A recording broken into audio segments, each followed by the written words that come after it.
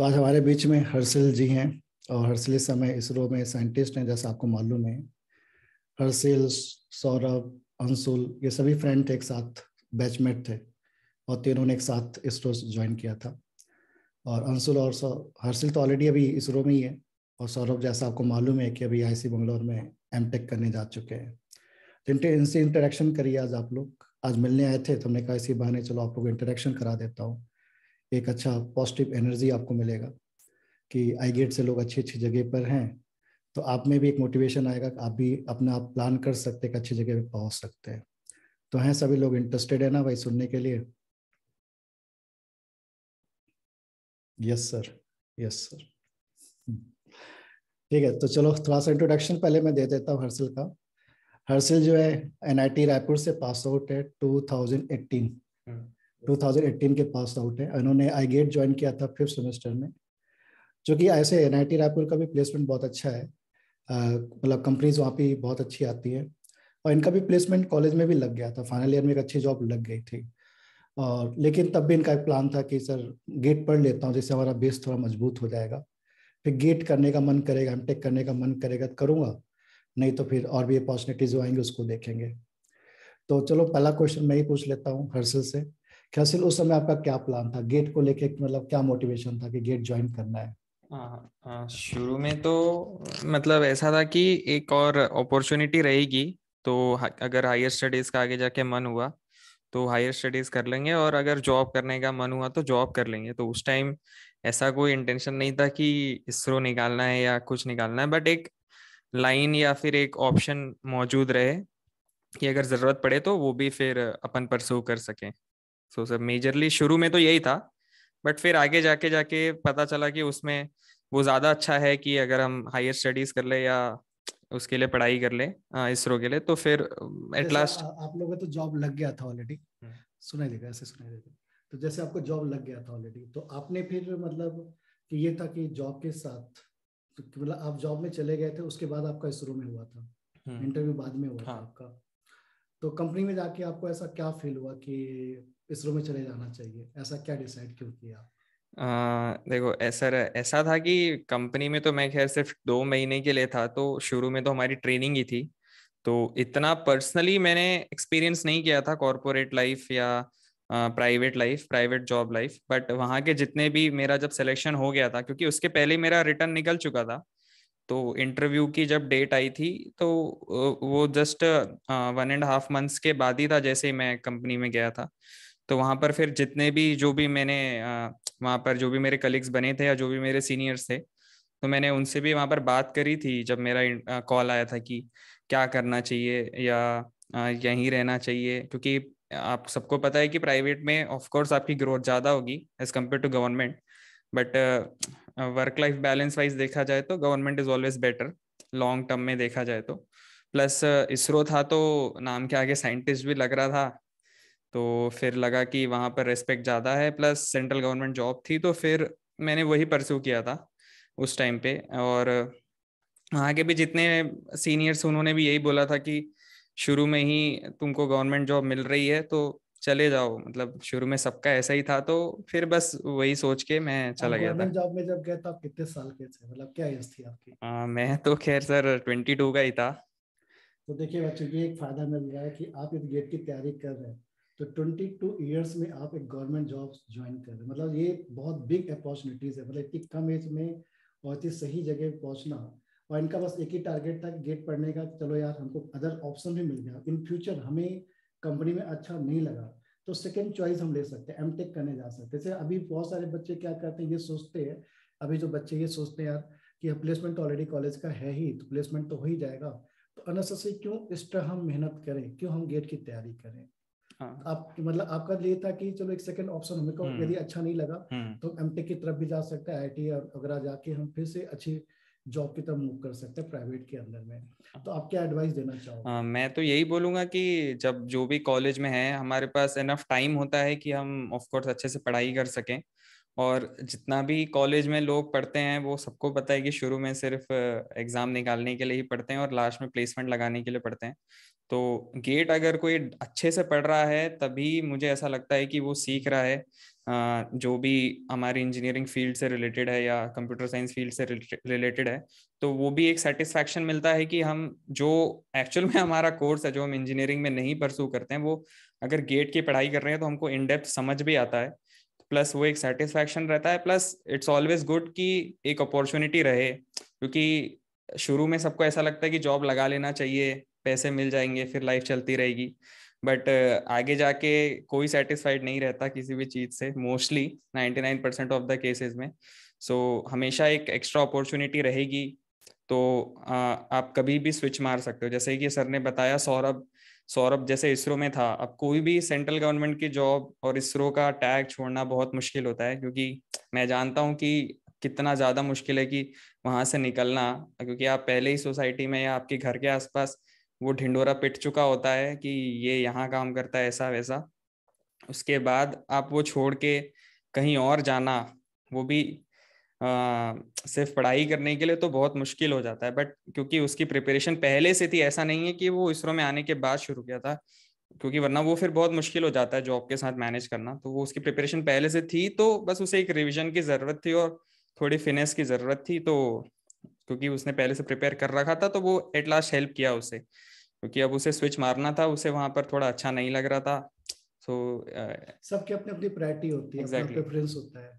तो उसको अपना प्रेफरेंस लगा कि अब यहाँ पे एक्सपीरियंस ले लिया है, 1 साल जॉब कर लिया, 2 साल के रहा उसमें। हाँ सर, ऑलमोस्ट 2.5 years था वो। 2.5 years था। तो उसके बाद वो आईसी बंगलौर में एडमिशन ले लिया। तो बच्चों देखो, ये फायदा होता है कि आपने गेट की तैयारी की है, तो उसका यूटिलाइजेशन आप कभी भी लाइफ में कहीं भी कर सकते हैं। मतलब आपके पास एक बार प्रिपरेशन हो गया, एक बार आपके नोट्स बन गया है, तो आप कंपनी गए, कंपनी में सेटिस्फाई नहीं हुए, तो आप फिर से गेट लिख के भी वापस आप एमटेक ले जा सकते हैं। एमटेक का प्लेसमेंट तो बहुत ही शानदार है, आप फाइंड आउट कर सकते हैं, आप गूगल कर सकते हैं, अलग अलग साइट पे जाके चेक कर सकते हैं। मतलब एक बार आपने तैयारी कर ली है तो बहुत सारी अपॉर्चुनिटीज मिल जाती है। जैसे अभी हर्षिल ने आज ही मुझे बताया कि सर अभी यहाँ पर आपने अपॉर्चुनिटी बताया, प्रिंसिपल के लिए बता रहे हैं। Yes yes correct. उसको थोड़ा सा बताओ यहाँ पर क्या था। खैर वो तो एक्चुअली अभी अगर आप कोई सीजी से है तो उसे ज़्यादा अच्छे से मालूम होगा कि अभी सीजीपीएससी के तरफ से ही 2 पोस्ट आई थी, एक प्रिंसिपल की और एक सहायक की। अब तो उसमें ऐसा था कि वो लेवल 12 और 13 की जॉब है, तो उसमें आपको डायरेक्ट प्रिंसिपल की पोस्ट मिल सकती थी। इनफैक्ट आपको एमटेक होना भी नहीं चाहिए था उसमें, वो सिर्फ इंजीनियरिंग फील्ड से ही ले रहे थे। तो कब नहीं पता आपको कौन सी न्यू अपॉर्चुनिटी मिल जाए।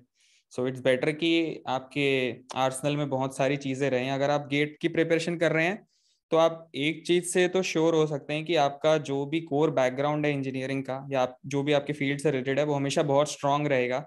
तो कभी भी कोई भी अपॉर्चुनिटी आएगी तो आप वो ग्रैब कर सकते हैं, क्योंकि हर एक एग्जाम जो भी आगे जाके आपको मिलेगा, जैसा वो इसरो का हो। हेलो। बच्चों वॉइस नहीं आ रही क्या, एक बार चेक कर लीजिए। Okay okay. हाँ, तो मैं ये बोल रहा था कि आप जो भी अगर दूसरी एग्जाम के लिए प्रिपेयर करते हैं तो कहीं ना कहीं आपको उसमें 90% ऑफ द टाइम्स गेट का ही सिलेबस पढ़ना पड़ेगा।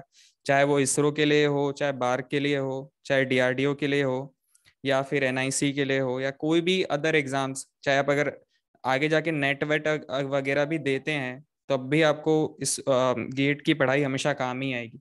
सो बेटर है कि अभी कॉलेज में बहुत टाइम होता है, सो बेटर है कि प्रिपेयर कर लो, और सीखने को भी मिलता है तो सेटिस्फैक्शन मिलेगा। मैं सही बता रहा हूँ क्योंकि तो इसरो जैसे आप कॉलेज में थे, सबसे बच्चों को यह रहता है यार कि कॉलेज की पढ़ाई और फिर गेट की पढ़ाई कैसे मैनेज करें।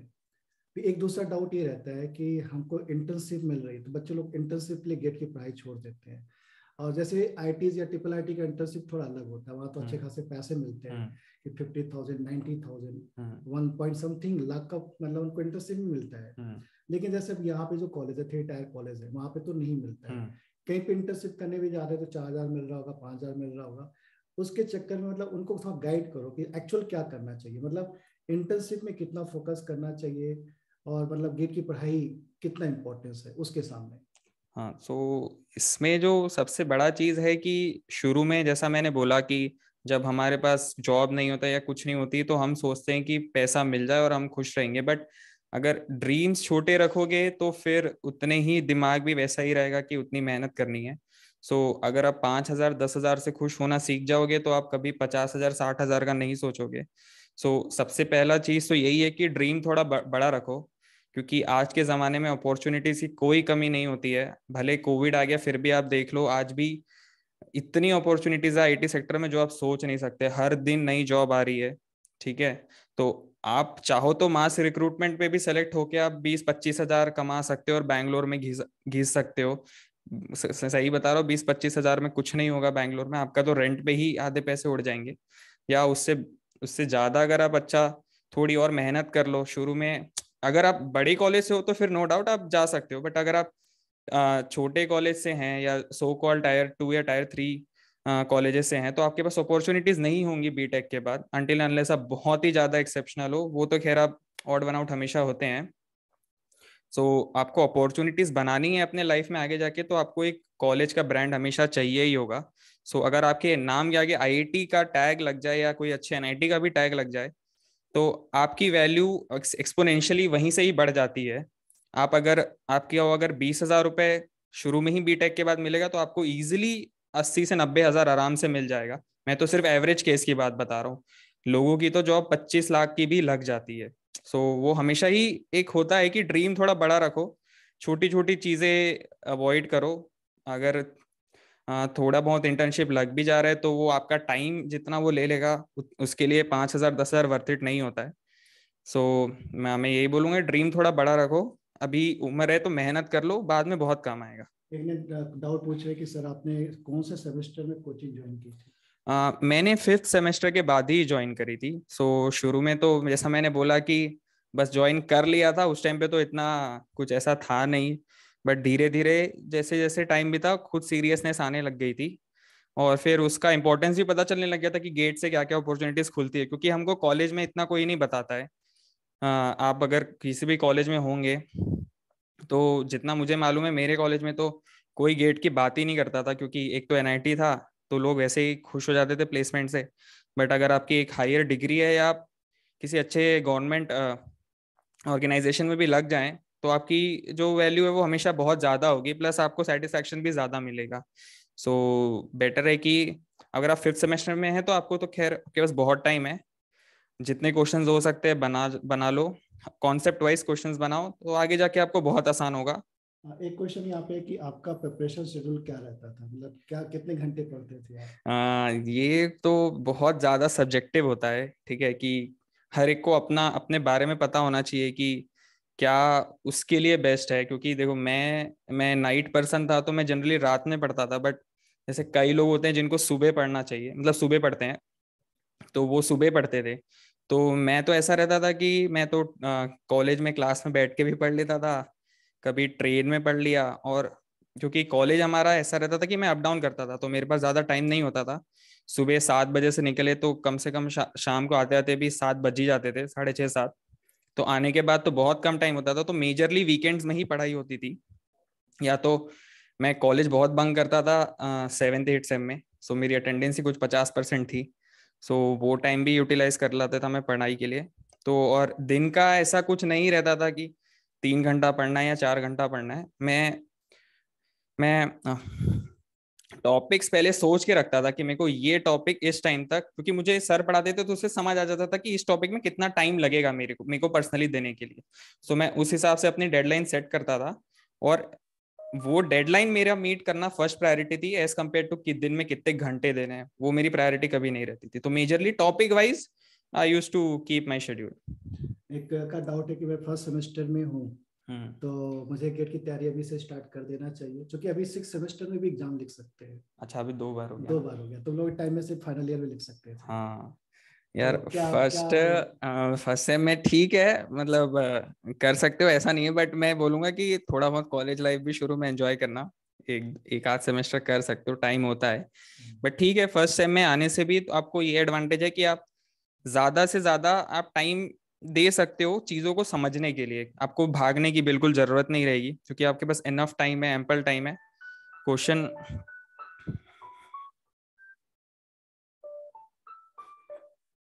हाँ, मैं ये बोल रहा था कि हाँ, आप आराम से एक टॉपिक को लेके ही उस टॉपिक में ही सिर्फ 40-50 क्वेश्चन सॉल्व कर सकते हो। सो और आपका धीरे धीरे जाके कॉन्सेप्ट इतना तगड़ा हो जाएगा कि आपको फिर रिवीजन के टाइम पे सिर्फ एक बार देखो और वो हो जाता है। एक का डाउट है यहाँ पे कि अभी कोविड चल रहा है तो सब लोग घर में ही है, लेकिन घर में रह के भी अच्छी पढ़ाई नहीं हो पा रही। हाँ देखो, घर में रह के तो मतलब अगर आपके घर पे ज्यादा काम वाम देते हैं या मतलब आप घर में काम भी नहीं है। काम भी नहीं है फिर भी आप नहीं पढ़ रहे हो तो फिर तो सब इस वक्त वीडियो देख रहे हैं बच्चे बैठ फिर वो आपकी दिक्कत है। अगर आप सोशल मीडिया से एडिक्टेड हो तो आप मैनेज नहीं कर पा रहे हो तो सबसे बेस्ट है कि अनइंस्टॉल मार दो। ठीक है, इंस्टाग्राम। के। कैसे अपना मेन प्रॉब्लम भी क्या हो रहा है, कंसंट्रेशन की हो रही है कि क्या इतना ज्यादा हल्ला गुल्ला है ना अभी ऑनलाइन के अंदर में, तो बच्चा कंफ्यूज है एक्चुअली में करें क्या, कैसे करें, जो मैं कर रहा हूँ वो सही कर रहा हूँ कि नहीं कर रहा हूँ, ठीक है, कितना मैं सही कर पा रहा हूँ। तो वो कैसे अपने आप को इन सब चीजों को डाइवर्ट करके कंसंट्रेट करे, अभी सबसे बड़ा प्रॉब्लम ये है। मतलब मटेरियल बहुत सारे हैं, लेकिन यूज क्या करें। हाँ देखो, इस पे तो सर ने एकदम सही पॉइंट बोला कि आज के जमाने की problem information, lack of information नहीं है, ओवरलोड ऑफ इंफॉर्मेशन है। सो आप हर जगह से हर चीज अगर एक ही चीज समझना चाहोगे तो आपका बहुत टाइम जाएगा, प्लस आप बहुत ज्यादा कंफ्यूज होगे। तो अब जैसे मैं बोला कि सर, जैसे सर आपको कोई टॉपिक पढ़ा रहे हैं तो इतना ट्रस्ट करो कि सर जो पढ़ा रहे हैं उतने में आपका काम हो जाएगा। और अगर कुछ एक्स्ट्रा होगा तो वो आपको सर बता देंगे कि आप यहाँ से पढ़ सकते हैं। तो पहले तो वो उतना ट्रस्ट करो सर पे कि वो जो पढ़ा रहे उतना सफिशियंट है। और अगर बाई चांस कोई टॉपिक फिर भी नहीं समझ में आ रहा है तो आप बुक रेफर कर सकते हैं, या एट द एंड आप, अगर आपको मान लो कोई एकदम ही ज्यादा दिक्कत है तो सर से दोबारा पूछ लीजिए। नहीं तो आप अब आपके पास बहुत ज्यादा टाइम है तभी आप कोई और सोर्सेज पे उसको रेफर कीजिए, यूट्यूब हो गया या जो भी आप जिससे भी कोशिश करना चाहते हैं। वैसे तो सर जनरली रेफरेंसेस भी बता देते हैं कि आपको कहाँ से देखना चाहिए। और दूसरी चीज ये है कि इतना ज्यादा सोशल मीडिया पे अगर हो सके तो टाइम मत दो। रील्स वगैरह तो लाइफ में चलते ही रहेंगे, टिकटॉक आया टिकटॉक गया, कोई नई बात नहीं है। इंस्टाग्राम भी पता नहीं कौन आके लेके चला जाए उसे। आपके पास बहुत टाइम होगा, आप एक बार जॉब लगा लो अच्छी जगह पे तो बाद में बहुत दिक्कत होगी। अभी है कॉलेज लाइफ में सब चिल रहता है, जब आप जॉब वर्ल्ड में आओगे तभी आपको रियल जिंदगी का पता चलेगा। सो अभी मस्त है, मस्त आराम से पढ़ लो, बहुत आसान हो जाएगी लाइफ। एक क्वेश्चन है यहाँ पर कि सर आपने कम्पिटिटिव प्रोग्रामिंग की थी क्या, और अगर की थी तो कैसे टाइम डिवोट करेगा गेट और कम्पिटिटिव प्रोग्रामिंग के बीच में, और अभी कम्पिटिटिव प्रोग्रामिंग में फोकस करे या सिर्फ गेट में। अभी मैं थर्ड टायर कॉलेज के अंदर में हूँ। यार देखो, फिर मैं इस पे यही बोलूंगा कि ये बहुत सब्जेक्टिव चीज होती है कि आपको कैसे प्रिपेयर करना चाहिए। देखो, मैं पर्सनली कॉम्पिटिटिव प्रोग्रामिंग कभी डेप्थ में नहीं करता था, तो क्योंकि बट मेरा एक चीज था कि मैं पढ़ लेता था क्वेश्चंस और मुझे समझ आ जाता था, तो मैं सॉल्व भी बहुत कम करता था। ये मेरा पर्सनल था क्योंकि मुझे मालूम था कि मैं ये कर सकता हूँ। तो मैं लास्ट लास्ट में जब प्लेसमेंट आया था, तो गीक्स फॉर गीक्स में आप देखे होंगे कि प्लेसमेंट के बहुत सारे क्वेश्चंस हो सकते हैं, मस्ट सॉल्व प्लेसमेंट क्वेश्चंस करके, और इंटरव्यू वाले क्वेश्चंस, वो मैंने सारे कर लिए थे। वो मुझे, मैंने मतलब ऐसा नहीं है कि मैंने 4 साल कुछ नहीं किया था, बीच बीच में मैं अपने फ्रेंड्स के साथ कभी कभी प्रोग्रामिंग के क्वेश्चन सॉल्व करता था, बट कभी एकदम सीरियस होके एकदम कि कोड शेफ में रैंक लाना है या हैकर रैंक पे रैंक लाना है, ऐसा मैं नहीं था। और नोड, अगर आपको उसमें मजा आता है तो बहुत अच्छी बात है, बट आप नहीं भी कर सकते हैं तो प्लेसमेंट के लिए इतना आपको एकदम डेप्थ में जाने की जरूरत नहीं होती है। आप चाहें तो इनफैक्ट आप वो क्वेश्चंस भी पूरा सॉल्व कर लें और आप उसको बाद में प्रैक्टिस भी कर लें तो आपको कॉन्सेप्ट बहुत सारे क्लियर हो जाते हैं, क्योंकि उसमें ऑलमोस्ट जो भी मेजर कॉन्सेप्ट है जो पूछे जाते हैं वो कवर्ड होते ही हैं। तो मैं तो इनफैक्ट मैं तो सॉल्व भी नहीं करता था, मैं तो पढ़ के चला गया था, क्योंकि मेरा ऐसा था कि इतना मन नहीं था प्लेसमेंट में जाने का उस टाइम पे। बट वो हो गया था। बट ये फिर मैं बोलूंगा कि ये मेरा पर्सनल था, सब्जेक्टिव रहता है लोगों के लिए। बट अब मैं वो काम नहीं कर सकता, तो अगर अब मुझे वापस करना पड़े तो मैं पक्के से सॉल्व करूंगा, क्योंकि वो छूट चुका है वो लय अब। सर नोट्स मेकिंग ऐप में कितना टाइम, ये लोग पूरा ऑफलाइन में आते थे बेटा, ये लोग ऑनलाइन में नहीं थे।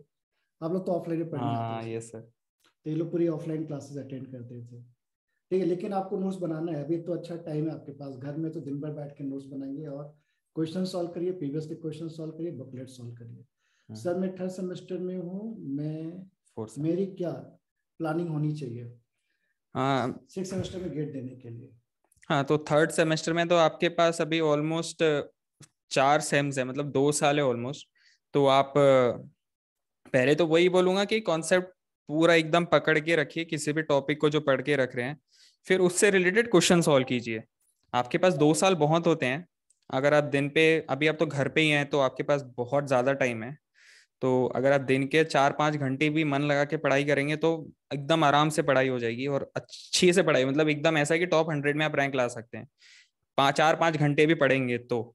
हमारे टाइम पे तो कॉलेज वॉलेज इतना बहुत सारी चीजें रहती थी, डेली ट्रैवल करना, उसमें ही थकान हो जाता था। बट फिर भी, बट वीकेंड में हम फिर बहुत टाइम देते थे, तो आपके पास टाइम बहुत है। प्लस घर पे हैं तो आप थकेंगे भी नहीं, ट्रैवलिंग का दिक्कत नहीं। दोस्त भी इतने मेरे ख्याल से आसपास होंगे तो ठीक है, नहीं है होंगे तो आपके पास वो भी टाइम बच जा रहा है कि आप इधर उधर मन ना लगाएं या जैसा भी। तो आराम से 4-5 घंटा पढ़िए, कॉन्सेप्ट पहले सीख लीजिए, फिर उससे रिलेटेड क्वेश्चंस बनाइए जितने भी हो सकते हैं, प्रीवियस ईयर के या जो भी आपको नए बुकलेट से मिल रहे हैं वो सब। अभी जैसे आप तो अभी रियल वर्ल्ड में आ चुके हो, मतलब मेन मार्केट, अब कॉलेज भी आपने निकल लिया, आपने इंडस्ट्री में 2-3 महीने देख लिए, उसके बाद अभी शुरू में हो, अभी आपको मार्केट का ज्यादा व्यू पता चल पा रहा है, जैसे आप बहुत से लोगों से कनेक्टेड है मार्केट के अंदर। मेरा पर्सनल क्वेश्चन है, तो अभी आप मार्केट को किस इन्वायरमेंट में देख रहे हैं कि अब बंदे के अंदर में क्या, मतलब स्किल्स क्या होनी चाहिए आज की डेट में? आज मतलब उसको एक अच्छी जगह पहुंचना है, कंप्यूटर साइंस और आईटी उसकी ब्रांच है, ठीक है, 3 टायर कॉलेज के अंदर में, ठीक है, तो इम्पोर्टेंट तो बच्चा ही होता है, कॉलेज इम्पोर्टेंट उतना नहीं करेक्ट होता है। Correct sir. तो आज की डेट में उसके अंदर क्या स्किल होना चाहिए, और आज की डेट में, आज के सिनेरियो में गेट का कंप्यूटर साइंस बच्चों के लिए कितना इंपॉर्टेंस है, जैसा जितना आप लोगों से बातचीत कर पाते हैं, जो आपका अपना पर्सनल एक्सपीरियंस है? सो पहले तो अब गेट से रिलेटेड बात करते हैं। जो भी टायर 3 कॉलेज या सो कॉल टायर 2 टायर 3 कॉलेजेस में हैं, उनके ऐसा नहीं है कि वो बच्चे अच्छे नहीं होते या उनमें कैपेबिलिटीज नहीं होती। प्रॉब्लम ये होती है कि बाहर वाले को अगर आपको जज करना है तो उनके पास इतना टाइम नहीं होता कि आपको ज्यादा टाइम दे सके वो जज करें, तो वो सबसे पहले कॉलेज का ब्रांड देखते हैं। आपको एक ब्रांड चाहिए अपने नाम के पीछे, वो बहुत ज्यादा जरूरी होता है। वो बहुत ज्यादा जरूरी होता है आपको अच्छे कंपनी में प्लेसमेंट लगाने के लिए, अगर आप प्राइवेट साइड पे जाना चाहते हैं तो। इस वजह से गेट बहुत ज्यादा इंपॉर्टेंट है। भले आप में बहुत टैलेंट हो, आप बहुत अच्छा कॉम्पिटिटिव कोडिंग करते हो, बट कहीं ना कहीं आप पीछे हो जाओगे जस्ट बिकॉज आपको वो अपॉर्चुनिटी नहीं मिलेगी जो आईआईटी या अच्छे एनआईटीज में आपको मिलेगी। वो हमेशा बहुत इंपॉर्टेंट होता है कि अपने आप को अगर अपॉर्चुनिटी देनी है तो पहले आप एक अच्छे कॉलेज का ब्रांड अपने आगे लगा लो। And coming to skill sets, आप बड़े वर्ल्ड में या अगर आप जॉब लाइफ में जाएंगे तो आपकी पढ़ाई या जो भी आपने सीखा है वो इतना इम्पोर्टेंट नहीं होता है। आपको हमेशा नई चीज़ों को सीखना पड़ेगा, आपको अपनी कॉम्पिटिटिव कोडिंग स्किल्स थोड़ी इंप्रूव करनी पड़ेंगी, नए नए टेक्नोलॉजीज होते हैं। बेसिकली तो आपको एक या दो ऑब्जेक्ट ओरिएंटेड प्रोग्रामिंग वाली चीज़ें आनी चाहिए, चाहे वो जावा हो, चाहे वो पाइथन हो, या अगर आप फ्रंट एंड साइड जाना चाहते हैं तो फिर आपको रिएक्ट वगैरह अच्छे से प्रॉपरली आना चाहिए। एंड HTML CSS वगैरह तो खैर वो आप ऐसे सीख जाओगे। फोकस करो कि एक दो कोई भी प्रोग्रामिंग लैंग्वेजेस आप पकड़ो, चाहे वो जावा हो चाहे पाइथन। अगर किसी को ML में इंटरेस्ट है तो वो पाइथन बहुत अच्छे से सीख सकता है, उसकी बहुत सारी लाइब्रेरीज होती हैं, ठीक है, वो सीख सकता है। ऑनलाइन आपको बहुत अच्छे अच्छे से कोर्स मिल जाएंगे। और एक डीप लर्निंग करके, एक डीप लर्निंग, डीप मतलब मुझे एग्जैक्ट नाम याद नहीं आ रहा है उस बुक का। वो कुछ 800 पेज की बुक है, अभी पढ़ने की जरूरत नहीं है, अगर टाइम रहे कभी आगे जाके तो आप वो भी पढ़ सकते हैं, डीप डाइव आप लर्निंग। मुझे व्हाट्सअप कर देना, मैं इनको हाँ भेज दूंगा। ठीक है। आप वो भी पढ़ सकते हैं, वो स्पेसिफिकली ML के लिए ही है, बट वो बहुत ज्यादा डिटेल्ड है, लेंदी है, तो अभी पढ़ोगे तो शायद थोड़ा बोर हो जाओगे। जस्ट फॉर फ्यूचर मैं बता रहा हूँ। एक का क्वेश्चन है कि आपने कॉलेज में कैसे प्लेसमेंट लिया था? गेट का प्लेसमेंट से ज्यादा एक्स्ट्रा कुछ पढ़ा था क्या? कुछ ज्यादा तैयारी किया था? गेट मतलब हेल्प किया था क्या आपको प्लेसमेंट? हाँ, देखो ऐसा होता था ना कि हमारे में कंपनी स्पेसिफिकली उनकी रिक्वायरमेंट्स होती थी। मैं जिस कंपनी में सेलेक्ट हुआ था उनकी मेजर रिक्वायरमेंट थी कि डेटाबेस बहुत अच्छे से आना चाहिए, और खैर कोडिंग राउंड्स तो सारे को ही लेते हैं। वो तो आपका स्क्रीनिंग होता है, तो आपको बेसिक कोडिंग तो आनी ही चाहिए। और प्लस शुरू में एप्टीट्यूड एप्टीट्यूड तो ऑफकोर्स आना चाहिए, और एक GD राउंड भी था। मेरा ऐसा था कि फर्स्ट राउंड था हमारा कोडिंग का, फिर जिसमें एप्टीट्यूड वगैरह भी थे, फिर उसके बाद था GD जिसको ग्रुप डिस्कशन बोलते हैं। थोड़ी वो कंपनी स्पेसिफिक होता है, ठीक है। फिर जो तीसरा राउंड था, जो टेक्निकल राउंड था, उसमें मुझसे बेसिकली डेटाबेस से रिलेटेड क्वेश्चंस पूछे गए थे। वो खैर डेट आपको गेट से उसका बहुत हेल्प होगा, क्योंकि आप एसक्यूएल सीखोगे, आप क्वेरीज पे काम करना सीखोगे, रिलेशनल अलजेब्रा वगैरह पे, सो आपका लॉजिक डेवलप हो जाता है। अब थोड़ा सा बस ये होता है कि वहां जो पूछा जाता है वो थोड़ा कॉम्प्लेक्स होता है, तो आपको थोड़ा बहुत एक्स्ट्रा मेहनत करना पड़ेगा बेसिकली एसक्यूएल पे ही, क्योंकि वो एसक्यूएल से रिलेटेड आपसे क्वेश्चंस पूछेंगे।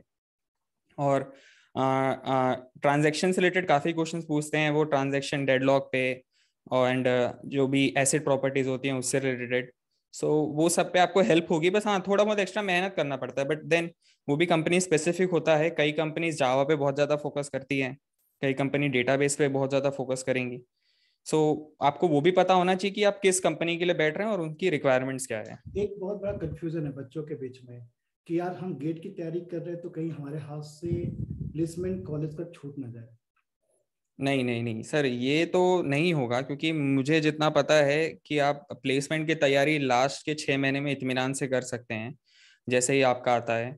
सो क्योंकि कोडिंग आप थोड़ा बहुत भी अगर आप टच में हैं तो coding is nothing but aptitude मेरे हिसाब से। तो आपको सिर्फ लॉजिक आना चाहिए, तो आप कोडिंग कर सकते हैं अगर आपका लॉजिक एबिलिटी अच्छा है तो।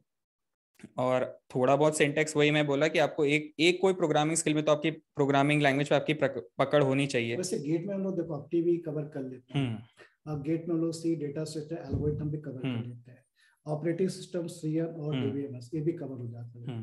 तो प्लेसमेंट में हमको लगता है इन्हीं के आसपास से पूछा जाता है। जो आईटी में एमटेक भी करते हैं वो लोग भी फाइनली गेट का ही पढ़ते हैं ना प्लेसमेंट के टाइम में। सर डेटा स्ट्रक्चर्स और एल्गोरिदम तो जितना आप गेट में सीखेंगे उतना कॉलेज में नहीं सीखेंगे, वो सबसे बड़ा प्लस पॉइंट होता है। क्योंकि आप यहाँ पर डेटा स्ट्रक्चर्स और एल्गोरिदम, मतलब ये तो बैकबोन है कंप्यूटर साइंस इंडस्ट्री का।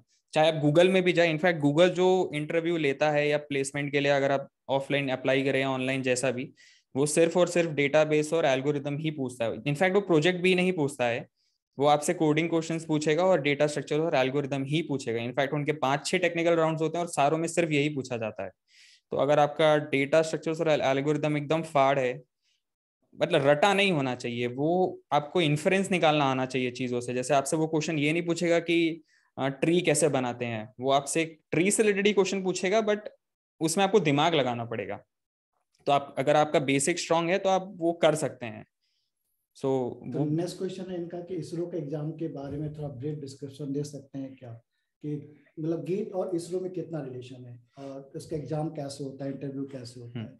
हाँ, सो इसरो का एग्जाम में सिलेबस ऐसा कुछ फिक्स नहीं होता है, मतलब कोई ऑफिशियल सिलेबस उनका नहीं होता है, but 90% of the syllabus GATE का ही होता है। उसके अलावा आप सॉफ्टवेयर इंजीनियरिंग एंड थोड़ा microprocessor, web app, software, web application से रिलेटेड जो भी क्वेश्चंस होते हैं, और थोड़ा बहुत एमएल, ये पूछा जाता है। प्लस मेन जो दिक्कत होती है इसरो के एग्जाम में, क्योंकि आपके पास क्वेश्चंस ज्यादा होते हैं और टाइम कम होता है, क्योंकि 1.5 घंटे का ही आपके पास टाइम होता है। मतलब अभी मुझे नहीं पता अगर वो चेंज कर दिया होगा तो, बट उस टाइम पे 1.5 घंटे ही टाइम रहते थे। तो आपके पास पर क्वेश्चन मतलब कुछ 90 क्वेश्चंस रहते थे। सो आपके पास पर क्वेश्चन ऑलमोस्ट 90 सेकेंड्स ही रहते हैं। तो वो सबसे बड़ी दिक्कत है कि आपको स्पीड आना चाहिए। और इसरो में जनरली कट ऑफ पहले काफी ज्यादा था, बट अब पैटर्न चेंज कर दिया उन लोगों ने। तो अगर आप 130 तक भी ले आते हैं तो आप इंटरव्यू के लिए सेलेक्ट हो जाएंगे। और जो बेस्ट बात होती है कि इंटरव्यू सिर्फ स्क्रीनिंग के लिए ही होता है इसरो में। तो अगर आप रिटर्न निकाल लेते हैं, तो आप इंटरव्यू के लिए जैसे ही जाएंगे, आपको वहां से फिर वो 100% जो भी होगा वो इंटरव्यू बेसिस पे ही होगा। तो आपके लिए जो भी रिटर्न है वो सिर्फ स्क्रीनिंग के लिए ही है। और इंटरव्यू में वो बहुत डेप्थ में पूछते हैं, जो भी वो चाहते हैं। वो आपसे जनरली 5 फेवरेट सब्जेक्ट पूछेंगे, तो चाहे वो ऑपरेटिंग सिस्टम आप बोल सकते हैं। मैं तो खैर ऐसे सब्जेक्ट्स नहीं बोलना चाहिए जिसमें वो कुछ भी क्वेश्चन पूछ सकते हैं। इन्फाइनाइट टाइप के क्वेश्चंस बन सकते हैं। जैसे आप अगर एल्गोरिदम से डेटा स्ट्रक्चर्स बोल दिए तो वो आपसे उससे रिलेटेड बहुत डेप्थ में पूछ सकते हैं, क्योंकि वो ऐसा चीज है जिसमें क्वेश्चन की कोई लिमिट नहीं है। ठीक है। और मैथ्स भी बोल सकते हो आप, बट वो मैथ्स में तो वो बहुत ज्यादा अच्छे होते हैं वो, क्योंकि वो पूरा काम ही मैथमेटिक्स से रिलेटेड होता है। तो मैथ्स तो मैं सजेस्ट करूंगा कि मत बोलना अगर कोई इंटरव्यू में सिलेक्ट हुआ तो।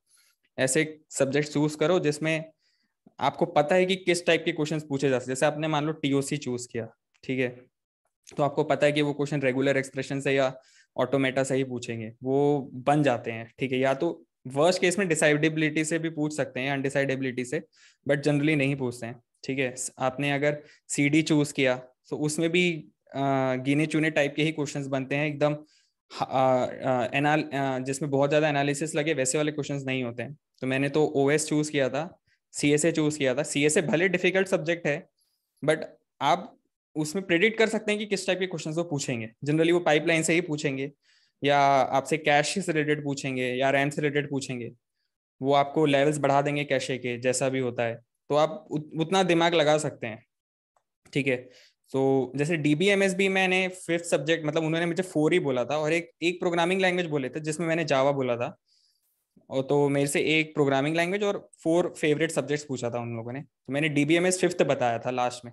क्योंकि DBMS भी ऐसा सब्जेक्ट है जिसमें बहुत ज्यादा डेप्थ में क्वेश्चंस बन सकते हैं, क्वेरीज की कोई लिमिट नहीं होती है। सो वो थोड़ा सा वहां पर होशियारी नहीं दिखानी है हमको, सिर्फ एग्जाम निकालना है। कि हम कितने होशियार है इससे कोई फर्क नहीं पड़ता वहां पर, आप एग्जाम निकाल सकते हैं या नहीं, सिर्फ इससे फर्क पड़ता है। तो वो ध्यान में रखना ज्यादा जरूरी है मेरे हिसाब। गेट में आप जब पढ़ते थे तो आपको सबसे अच्छे, मतलब एक होता ना प्यार हो जाना, किस सब्जेक्ट से था? सर ऐसा था कि अब डेटा स्ट्रक्चर्स और एल्गोरिदम्स, क्योंकि अब वो यहाँ पर ऑपोजिट है, क्योंकि उसमें ज्यादा दिमाग, वो दिमाग का खेल है, तो उसमें आपको रटना नहीं पड़ता था। आप इन्फरेंस लगा लगा के आप समझ सकते हैं कि यार, क्योंकि मैंने पहले जैसे बोला, coding is nothing but logic. अगर आप एप्टी में अच्छे हैं, आप अगर नॉर्मल लॉजिक सोच सकते हैं, तो आप कोडिंग कर सकते हैं। एटलीस्ट एल्गोरिदम लिख सकते हैं। कोडिंग तो खैर ठीक है, आपको एक लैंग्वेज होनी चाहिए, सिंटेक्स है वो तो बस एग्जाम निकालने के बाद किसी को कोई लैंग्वेज नहीं आती है, सब गूगल से ही देखते हैं, सिंटेक्स किसी को याद नहीं रहता है, ठीक है। सो मुझे तो वो ज्यादा अच्छा लगता था। बट ऐसे मतलब कौन सा सब्जेक्ट ऐसा था तो आपको बहुत डिफिकल्ट लगता था? मुझको डिफिकल्ट एज सच तो ऐसा सर कोई नहीं लगता था, बट जिसमें मुझे ज्यादा मेहनत लगती थी वो था CN। क्योंकि उसमें जो क्वेश्चंस रहते थे वो बहुत ही, मतलब उसमें ऐसे इतने सारे टाइप के क्वेश्चंस बन सकते थे कि आप प्रैक्टिस कितना भी कर लो, कुछ ना कुछ छूट जाता था। प्लस जो प्रोटोकॉल से रिलेटेड क्वेश्चन है, एप्लीकेशन लेयर से रिलेटेड है, अब उसमें इतने सारे प्रोटोकॉल्स होते हैं, आपको सबका पूरा रटना, हाँ उसमें रटना बहुत पड़ता था। सो CN था। और CSA is little bit difficult, but क्योंकि उसमें क्वेश्चंस जो आते हैं वो बहुत लेंदी होते हैं, तो उसमें आपको टाइम बहुत देना पड़ जाता है एग्जाम में। ऐसे CSA is very good subject, मतलब आपको मजा आएगा, but from the exam point of view उसमें बहुत लेंदी क्वेश्चंस आते हैं, तो वो थोड़ा सा ऐसा रहता था। बाकी मैथ्स वैथ्स तो खैर मतलब इतना, मतलब वो थोड़ा है कि मैथ्स अच्छा है तो उसमें भी मजा ही आता था, मैथ्स हो गया, FT हो गया। अच्छा, लोग ये भी जानना चाहते हैं कि इसरो में आप क्या काम करते हैं, मतलब CS वाला वहां जाके क्या काम करते हैं? हाँ ये सर, ये देखो, ये भी ये बहुत ज्यादा सब्जेक्टिव है। आप अगर ऐसा सोच के आएंगे कि आप वहाँ रॉकेट बनाएंगे या बहुत भारी काम करेंगे, तो ऐसा नहीं होता है, ठीक है। बेसिकली मैं सॉफ्टवेयर पे ही काम करता हूँ। इसरो में मेजरली आप देखोगे ना तो 2 कैटेगरी होती है, ठीक है। एक होता है लॉन्च व्हीकल का साइड, जिसके हम रॉकेट बोलते हैं, और एक होता है सैटेलाइट का साइड, या जिसे हम स्पेस क्राफ्ट बोलते हैं। मतलब spacecraft is a broad category, उसका पार्ट होता है सैटेलाइट हो सकता है, या कुछ भी, आप ऑर्बिटर मॉड्यूल हो सकता है, या कुछ भी हो सकता है, ठीक है। तो इनमें सॉफ्टवेयर जरूरी होते हैं। जैसे मान लो आप लॉन्च व्हीकल से सोचें, तो लॉन्च व्हीकल को अगर जाना है तो नेविगेशन की जरूरत है, ठीक है। जैसे आप मान लो कहीं नई जगह जा रहे हो तो आप GPS यूज करते हो, तो वो कुछ नहीं है, बट वो एक नेविगेशन सॉफ्टवेयर है, ठीक है। GPS सॉफ्टवेयर है जो भी है। तो वैसे ही लॉन्च व्हीकल में उनका एक नेविगेशन सॉफ्टवेयर होता है, जिसे बहुत तरीके के होते हैं, वो आप एकदम डेप्थ में तो मैं नहीं बता सकता आपको, बट ऐसा मोटा मोटा समझ लो कि एक GPS जैसा ही एक सॉफ्टवेयर होता है जो नेविगेशन में हेल्प करता है। अब सेम सॉफ्टवेयर हो सकता है सैटेलाइट में भी काम आ जाए, बट उसके हिसाब से हमको उसे ट्वीक करना पड़ता है, ठीक है। तो कुछ होते हैं जो डिजाइनर्स होते हैं, as usual in the industry जैसा होता है, और कुछ होता है जो टेस्टर्स होते हैं, या जो टेस्टिंग करते हैं सॉफ्टवेयर। बट डिफरेंस ये है इसरो और बाकी प्राइवेट ऑर्गेनाइजेशन में, कि यहाँ पर टेस्टिंग बहुत ज्यादा रिगरस होती है, और बहुत ज्यादा ही उसे इंपॉर्टेंस दिया जाता है। इनफैक्ट अगर आप टेस्टिंग कर रहे हैं और आपने सॉफ्टवेयर को क्वालिफाई नहीं किया है, तो वो सॉफ्टवेयर फ्लाइट में जाएगा ही नहीं। क्योंकि एक बार अगर फ्लाइट उड़ गई तो वो फिर भगवान भरोसे ही रहता है, फिर उसमें आप कुछ भी नहीं कर सकते हैं बाहर से। अगर वो कुछ दिक्कत हुआ तो फिर आपका हजारों करोड़ों का नुकसान होता है, प्लस नेशनल चीजें, नेशनल इंटरेस्ट उसमें इंक्लूडेड रहता है, तो थोड़ा बहुत, इनफैक्ट थोड़ा बहुत नहीं, काफी चीजें दांव पे लगी रहती है उसमें। तो वो एक रिस्क हमेशा रहता है कि कोई भी नहीं चाहता जो वहाँ काम करता है कि फ्लाइट कभी भी उसमें कुछ दिक्कत आए। स्पेशली आपके सॉफ्टवेयर की वजह से तो बिल्कुल ना आए, आपके काम की वजह से। वरना जैसा मैंने बोला कि नेशनल इंटरेस्ट जुड़ा होता है, तो भले ही आप उसमें जुड़े हो या ना ही जुड़े हो, लोग आपको पक्का कुछ ना कुछ जरूर बोलेंगे। तो वो सब चीजें रहती हैं। बट काम वाइज अगर आप देखें तो इतना ज्यादा नहीं होता है अगर आप प्राइवेट इंडस्ट्री से कंपेयर करें। ना ही आपको एकदम अच्छा काम मिलेगा, ना ही शायद एकदम बुरा काम मिलेगा, बट आपकी लाइफ थोड़ी चिल रहेगी। एंड आपको जितना जरूरत है आप उतना आराम से सीख जाएंगे। अंदर आके जो भी होता है वो अंदर आके ही सीखना पड़ता है। बाहर से आपको सिर्फ वही थोड़ा बहुत आना चाहिए, बाकी इतना कोई टेंशन नहीं रहता है, मतलब एज सच वर्क वाइज तो। एक का क्वेश्चन है सर, आप कंसिस्टेंसी कैसे मेंटेन करते थे? यार देखो, अगर आपका कुछ है, कोई एम है, कुछ ड्रीम है, तो मेहनत तो करनी ही पड़ेगी। ठीक है, आप नहीं करेंगे तो कोई और मेहनत करेगा, वो आपकी सीट ले जाएगा। ठीक है, फिर आपके पास सिर्फ और सिर्फ निराशा बचेगी। और निराश इस वजह से होना कि आपका एग्जाम अच्छा नहीं गया, वो तो ठीक है, बट अगर आपने मेहनत ही नहीं करी है फिर आप निराश हो रहे हैं, तो फिर वो ज्यादा बुरा लगता है। तो मेरा एम तो हमेशा यही रहता था कि भले मेरा सिलेक्शन हो चाहे ना हो, या एकदम खराब। देखो, एग्जाम डे पे किसी को नहीं पता क्या होता है।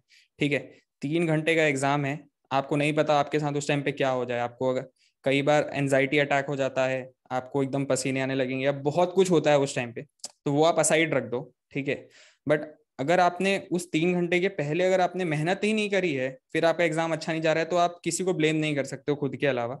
सो रिग्रेट मेरे हिसाब से ज्यादा बड़ा दर्द है as compare to failure. So regret मत रखो, जब तक आपके हाथ में है मेहनत कर लो। देखो शुरू में ना, मतलब क्योंकि टीनेज रहता है, कॉलेज लाइफ है, आपको लगेगा कि यार घूम लेते हैं, मस्ती कर लेते हैं, बट करो, ऐसा नहीं है, बट एकदम ज्यादा मत करो। उससे बैलेंस रखो कि हाँ इस टाइम पे मैं ये करूंगा, और बाकी टाइम पे पढ़ाई पे ज्यादा फोकस करो, तो आगे जाके मजा आएगा फिर लाइफ में, पता है। क्योंकि आप जब जॉब लाइफ में जाएंगे ना, तो फिर वो अच्छी जगह जाएंगे ना, तो आपको बहुत मजा आएगा। फिर आपको मेहनत इतनी नहीं करनी पड़ेगी, आप बिंदास घूम भी सकते हो दोस्तों के साथ। पार्टी वार्टी सब सबके लिए टाइम होता है, जितना आप सोच रहे हो ना सबके लिए टाइम मिलेगा आपको। बस अभी मेहनत कर लो और फिर बाद में बस फल खाओ। लेकिन बच्चे लोग परेशान रहते हैं यार, माँ बाप हम्म। बोल बोल के ये कि 12th तक मेहनत करना है बस। हाँ हाँ। ठीक है, 12th तक बेचारे मेहनत किए, हम्म। फिर बी में आए, उसके बाद हाँ। फिर से हम लोग बोलते हैं अब बी तक मेहनत करना है। तो कंफ्यूज हो जाते हैं कि कब तक मेहनत करना है यार ये। नहीं नहीं नहीं सर, देखो मेहनत तो लाइफ टाइम ही है। चाहे अभी अभी आप देख लो, आप हमसे कितने बड़े, फिर भी मेहनत तो आप अब भी कर ही रहे हैं। तो मेहनत तो लाइफ में कभी खत्म नहीं होगी। बट देखो ऐसा है ना कि मेहनत अच्छी चीज के लिए करोगे ना तो मजा आएगा। मगर अब जैसे मैंने बोला ना, अपने आप को ना ऐसा समझो कि वो जो है ना डायलॉग की अपुनिज भगवान है, तो अपने आप को मानो वैसा कि यार मैं ही हूँ।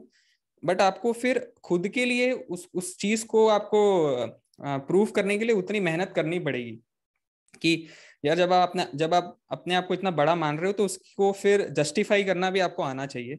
सो आपके हाथ में क्या है, अभी आप चाहो तो पढ़ाई कर सकते हो। ठीक है, बहुत दम लगा के एकदम, फिर आप आईआईटी चले जाओ या एनआईटी चले जाओ, जैसा भी। ठीक है, फिर वहां जाके आप माइक्रोसॉफ्ट या गूगल में अगर आपको जाना है तो वहां जा सकते हो, या तो अगर आप गेट की पढ़ाई करो तो आप किसी भी सेंट्रल गवर्नमेंट जॉब पे भी जा सकते हो। ठीक है, तो वहां पर आपको रेस्पेक्ट भी मिलेगी, पैसे भी मिलेंगे, प्लस आपके घर वाले बहुत ज्यादा सेटिस्फाइड होंगे, मैं बता रहा हूँ। जो मतलब एक वो भी एक प्राइड फील होता है, आपको बहुत अच्छा लगेगा, आपको प्राउड फील होगा कि यार मेरे वजह से मेरे घर वालों का कितना नाम हो रहा है। वो अच्छी फीलिंग होती है वो। तो वो भी सब रहता है।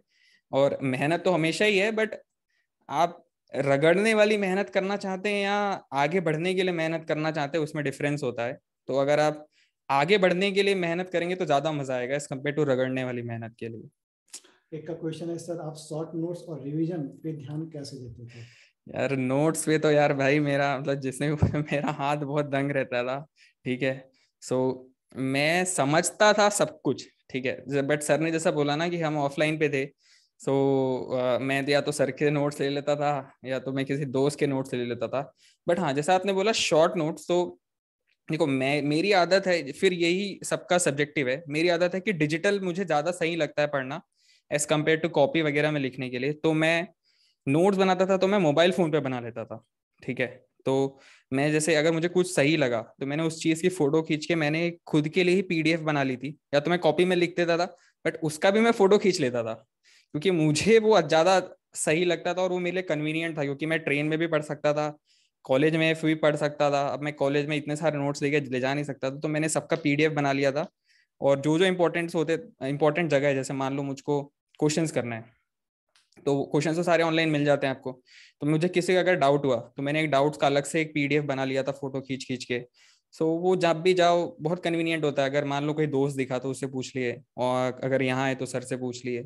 सो वो सबका अपना अपना है, तो शॉर्ट नोट्स हमेशा बनाने चाहिए, क्योंकि वो आगे जाके आपके रिवीजन में बहुत हेल्प करते हैं, और टाइम एट द एंड पे बहुत इंपॉर्टेंट होता है। पूरा नोट्स बनाने के बाद क्वेश्चन किए किए तो बेनिफिशियल रहेगा क्या या नहीं? मतलब पूरा सब्जेक्ट इनका बोल रहा है, पूरा नोट्स बना लिया इन्होंने, उसके बाद क्वेश्चंस करें तो बेनिफिशियल रहेगा?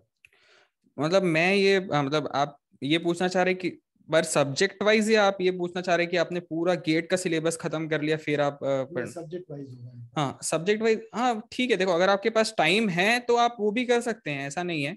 बट बेटर रहेगा कि आप अगर एक कॉन्सेप्ट सीख लिए हैं तो उस पर क्वेश्चंस लगा लेंगे ना, तो वो दिमाग में कॉन्सेप्ट छप जाता है फिर। मतलब आपको समझ में आ जाएगा कि हाँ ये तरीका है, ये टाइप का क्वेश्चन आ सकता है, तो मैं इसे इस तरीके से टैकल कर सकता हूँ या कर सकती हूँ।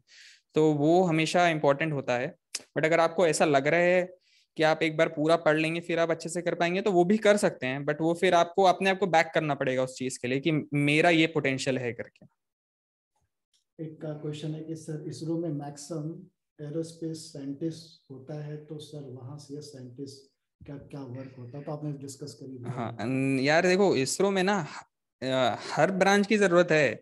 आप ऐसा सोचे तो वहां पर आर्किटेक्चर जिन्होंने किया उनकी भी जरूरत होती है। सिविल वालों की जरूरत है। हाँ सिविल वालों की भी जरूरत है, इलेक्ट्रिकल है। इनफैक्ट आप ये सोचो कि जो रॉकेट है उसमें सॉफ्टवेयर यूज नहीं होगा क्या? एरोस्पेस साइंटिस्ट कैसे सॉफ्टवेयर बनाएंगे? सो बिना सॉफ्टवेयर के आज के ज़माने में कुछ भी नहीं होता। आपने अगर गगनयान के बारे में थोड़ा भी पढ़ा होगा, सो उसमें जितनी भी चीज़ें उसमें सॉफ्टवेयर का बहुत बड़ा रोल रहेगा। उसके बिना वो चीज़ें काम ही नहीं करें। इनफैक्ट एआई का ही उसमें यूज़ किया जा रहा है। सो बिना सॉफ्टवेयर के तो आज के ज़माने में कुछ नहीं चल सकता भाई। इनका एक डाउट है कि आप कोई सब्जेक्ट वाइज बुक्स रिकमेंड करना चाहेंगे गेट प्रिपरेशन के लिए? बुक्स यार मेरे को तो सॉरी बट मुझे ना बुक्स के नाम याद नहीं है। और देखो मैं सब्जेक्ट आपको बता सकता हूँ जिसमें आपको बुक्स की जरूरत होगी।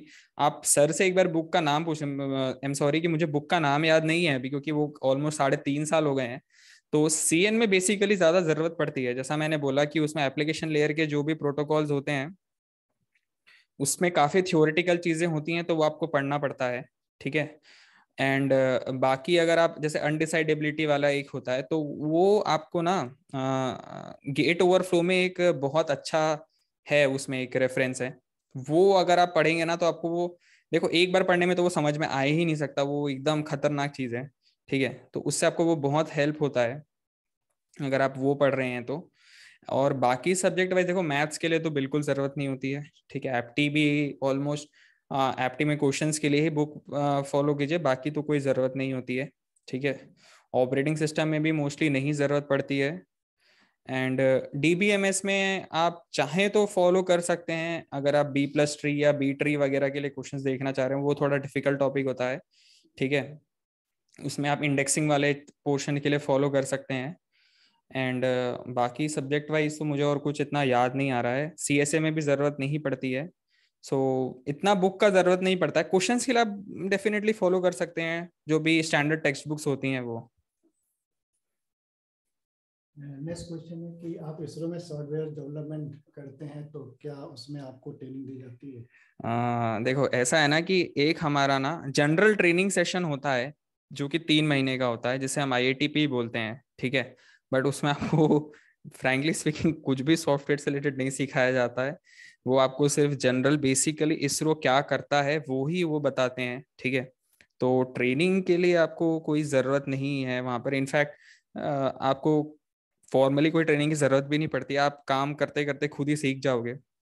ठीक है। क्योंकि आप अगर डेवलपमेंट साइड पे हैं तो आपको, देखो मैं जैसा पहले बोला कि कोडिंग करना कोई बड़ी बात नहीं है जब जब भी आप इंडस्ट्री में घुस जाएंगे, क्योंकि बेसिकली लॉजिक ही होती है सारी चीजें। अगर आप दिमाग में कुछ लॉजिक सोच सकते हैं कि A+B = अगर मैं C लिखूंगा तो A की वैल्यू और B की वैल्यू दूंगा तो मुझे C का वैल्यू मिल जाएगा। ठीक है। तो ये तो खैर बहुत ही क्रूड सा एग्जांपल, बट मैं से एक बात बता रहा हूँ। ठीक है। तो आप जैसे अंदर घुसेंगे ना, तो आपको वो एक टास्क देंगे कि यार मुझको ये टास्क कंप्लीट करना है। ठीक है। बस आप उसका लॉजिक सोच लो बस। ठीक है। बाकी कोडिंग वो अपने आप हो ही जाती है। आप किसी भी इनफैक्ट इंडस्ट्री वाले से भी पूछेंगे तो आपको वो यही बोलेगा कि eight the end of the day दिमाग, इसलिए ही तो एल्गोरिदम और डेटा स्ट्रक्चर्स को बैकबोन बोला जाता है सीएस इंडस्ट्री का, क्योंकि लैंग्वेजेस की कोई लिमिट नहीं है। आजकल तो हर दिन नए टाइप के लैंग्वेजेस आ रहे हैं, कितने सारे फ्रेमवर्क्स आते रहते हैं। ठीक है। आपको कहीं ना कहीं से कोई ना कोई एसडीके मिल जाएगा, आप उसकी फंक्शनैलिटीज यूज करके अपने सॉफ्टवेयर बना सकते हैं। बट अगर आप एल्गोरिदम और डेटा स्ट्रक्चर्स में अच्छे हैं तो आपकी बहुत ज्यादा वैल्यू है, क्योंकि वही होता है जो स्क्रैच से काम करते हैं। सो ऐसा कुछ होता नहीं कि आपको ट्रेनिंग की जरूरत है, आप खुद ही सीख जाएंगे। कोई हैंडीकैप का क्या सर इसरो में हो सकता है, उसके लिए क्या कट ऑफ लाना पड़ता है? हाँ देखो, पीडब्ल्यूटी की भी सीट्स होती हैं। ठीक है। सो उसमें कट ऑफ कम जाता है, बट देखो एक है कि उसमें रिजर्वेशन कोटा नहीं होता इसरो में। ठीक है। बट हैंडीकैप के लिए सीट्स होती हैं। वो अब जब न्यू एडवर्टीजमेंट आएगा तो आपको पता चलेगा कि कितनी सीट्स हैं। ठीक है। हमारे टाइम पे जितना मुझको याद है ज्यादा नहीं थी, 2 या 3 ही थी। बट मुझे एग्जैक्टली श्योर नहीं हूँ मैं। ठीक है। और उसमें कट ऑफ कम जाता है मेरे हिसाब से, अगर आप 80-90 तक मार्क्स भी ले आए तो आपका हो जाना चाहिए। इसरो में एआई ब्रांच वालों के लिए सेपरेट वैकेंसी निकलती है क्या, या सीएस में ही पेपर देना पड़ता है? अभी तक तो एआई से स्पेसिफिकली कुछ नहीं होता है, बट इसरो में एक चीज होती है कि एमटेक के बाद, बट मेजरली वो एमटेक आईआईटी वालों से ही प्रेफर करते हैं। बट अगर आप एमटेक के बाद अप्लाई कर रहे हैं तो आपको सिर्फ इंटरव्यू निकालना होता है। ठीक है। उसके बेसिस में आपका सिलेक्शन हो जाता है। तो अगर आप जैसे मान लो आपने एमटेक इन एआई कर लिया, ठीक है, वो कोड कंप्यूटर साइंस नहीं है, बट फिर भी आप इसरो में आ सकते हैं सिर्फ इंटरव्यू के रेस्पेक्ट में ही। अच्छा, कोई एआई जिसका बीटेक ही एआई से है तो वो तो एलिजिबल है ना? हाँ देखो, आपको एग्जाम सीएस वाला ही देना पड़ेगा, बट आप एलिजिबल रहेंगे। ऐसा नहीं है कि आप नहीं दे पाएंगे, एलिजिबिलिटी रहता है उसमें भी। आपका कोई रिवीजन प्लान? रिवीजन स्ट्रैटेजी, अच्छा। देखो रिवीजन स्ट्रैटेजी तो यार ऐसी रहती थी कि देखो ऐसा होता है कि चाहे आप कितने भी बड़े क्यों ना हो, आप भूलेंगे ही। तो आपको हर 2-3 महीने में आपको रिफ्रेश करना ही पड़ेगा। तो देखो ऐसा होता था कि मैं फर्स्ट टाइम जब कोई भी चीज़ पढ़ता था ना, तो मैं बहुत टाइम देता था। मतलब मुझे जितना लगता है, जैसे मान लो मैं 15 दिन में कोई सब्जेक्ट खत्म करना चाह रहा हूँ तो मैं उसको 25 दिन देता था, फिर मैं एकदम अच्छे से पढ़ता था। उससे ये होता है ना कि आप सेकेंड टाइम जब पढ़ेंगे तो आपको उसका हाफ टाइम ही लगेगा। और जब आप थर्ड टाइम पढ़ेंगे ना, तो देखो आप कितने बार भी पढ़ो आपको समझ में आ जाएगा ये जो चीज है ये शायद थोड़ी इतनी इंपॉर्टेंट नहीं है, आपको वो समझ में आने लग जाता है। तो फिर आप उस चीज में नेचुरली कम टाइम देते हैं। तो जब मैं थर्ड टाइम पढ़ता था तो मुझे और कम टाइम लगता था। और थर्ड टाइम तक मैंने कुछ कुछ शॉर्ट क्रिस्प नोट्स बना लिए रहते थे। तो फिर जब मैं नेक्स्ट टाइम पे जैसे मुझे डाउट आया तो मुझको पता था यहाँ ये वाली चीज यहाँ पर है, तो वो बहुत जल्दी सॉल्व हो जाती है। तो रिवीजन स्ट्रैटेजी यही होनी चाहिए कि मैं ज्यादा से ज्यादा, कम से कम मैं, अगर किसी के पास 2 साल है तो मैं ये बोलूंगा कि कम से कम 3 बार तो आप पूरा कोर्स पढ़िए ही। और क्वेश्चंस भी सॉल्व कर रहे हैं तो कम से कम 2-3 बार सेम टाइप के क्वेश्चंस जरूर करिए। उससे बहुत हेल्प होगी। और टेस्ट सीरीज ऑफ कोर्स देना, उसमें वो ही गेम चेंजिंग चीज होती है at the end of the day. Next question यहाँ पर है कि सर यू कैन टेल कि गवर्नमेंट ऑर्गेनाइजेशन में हायर डिग्री परस्यू करने का प्रोविजन होता है ना, and are you planning for it? Yes, देखो ये अच्छा क्वेश्चन है। क्योंकि होता है हमारे लिए सीट्स रिजर्व्ड होती हैं हायर हायर एजुकेशन के लिए। इनफैक्ट आईआईएससी में भी होती है, आईआईटीज में भी होती है। तो आप 3 साल के बाद एलिजिबल होते हो अप्लाई करने के लिए। मिलेगा आपको या नहीं वो डिफरेंट होता है, क्योंकि बहुत लोग अप्लाई किए रहते हैं। तो आप जनरली 4-5 साल के बाद आप एलिजिबल, अगर आप 3 साल के बाद ही अप्लाई कर दिए हैं तो आपको मिल जाता है 5 साल के बाद। बट दिक्कत ये होती है कि आपको वो खत्म करने के बाद आपको 5 साल का बॉन्ड रहेगा इसरो के अंदर ही। तो अगर आप वो करने के लिए रेडी हैं तो आपको मिल जाएगा। स्टडी लीव के बेसिस पे भी होता है, बट स्टडी लीव नहीं देते हैं जनरली। उसमें आपको सैलरी नहीं मिलेगी अगर आपको स्टडी लीव के बाद दे, अगर आपको स्पॉन्सरशिप में है तो आपको सैलरी भी मिलती है 2 साल तक। बट आपके पास 5 साल का बॉन्ड होता है। और स्टडी लीव पे बॉन्ड नहीं होता है और सैलरी भी नहीं मिलती है, बट उसके साथ दिक्कत यह है कि वो देते ही नहीं है। वो ऑलमोस्ट इम्पॉसिबल है, वरना सौरभ छोड़ता ही नहीं, वो स्टडी लीव लेके जाके पढ़ लेता। सर क्या कम्युनिकेशन स्किल मैटर करता है इसरो में? देखो अगर आप थोड़ी बहुत, देखो आपकी पोस्टिंग पे थोड़ा बहुत डिपेंड करेगा। देखो इंटरव्यू में तो अगर थोड़ी बहुत इंग्लिश आपको आनी चाहिए, मतलब एकदम ऐसा नहीं है कि आपको एकदम इंग्लिश में बहुत तुर्रम खान होना है या बहुत अच्छी होनी चाहिए। थोड़ा बहुत आप जैसे अगर टूटी फूटी इंग्लिश भी बोल लेते हैं तो ठीक है। ये इसलिए नहीं है कि आपको मतलब कि वो इंग्लिश में ही एग्जाम या आपका टेस्ट लेना चाहते हैं। दिक्कत ये होती है कि वहां पर आधे से ज्यादा जो टेस्ट आपका इंटरव्यू लेने के लिए बैठे रहते हैं उनको हिंदी नहीं आती है, क्योंकि वो मोस्टली साउथ इंडिया से रहते हैं, तो वो इतना ज्यादा फ्लुएंट नहीं रहते हैं हिंदी में। सो इस वजह से आपको हिंदी थोड़ी आनी चाहिए। प्लस जो जनरली जो पोस्टिंग अगर आपकी साउथ में है, तो वहां पर जैसा मैंने बोला कि वो हिंदी में इतने फ्लुएंट नहीं होते हैं, तो जो आपका मेजर कम्युनिकेशन होगा वो इंग्लिश में ही होगा।